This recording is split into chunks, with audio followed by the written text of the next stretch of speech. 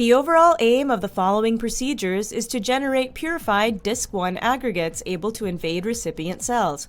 Two different methods to accomplish this goal will be demonstrated. With the first method, the agrosome-forming fluorescent protein DISC1 fusion protein is overexpressed in NLF human neuroblastoma donor cells. The cells are then washed with PBS, collected, and lysed without the use of detergents. The DNA is digested, and aggresomes are purified using a sucrose gradient system. Aggresomes purified by this method have a low cell invasion efficiency. The alternative approach is to overexpress amino acids 598 to 785 of the recombinant DISC1 protein in E. coli. The protein fragment is then labeled with dialite 594, dialyzed, and purified using an Ni-NTA matrix, which removes any remaining unbound dye. Multimeric DISC1 fragments generated by this method have a high cell invasion efficiency.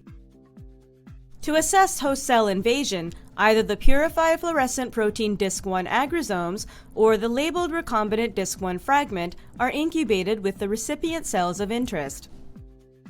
Trypan blue is then added to quench the extracellular fluorescence, and invasion is visualized by confocal microscopy. So far, protein aggregation has not been a recognized feature of the chronic mental diseases like schizophrenia, where the disrupted in schizophrenia 1 protein is a candidate. Cell invasiveness of protein aggregates is a hallmark feature for protein conformational diseases. Here we show with two methods that DISC1 protein aggregates are cell invasive, and hence that DISC1 related disorders or DISC1opathies are protein conformational.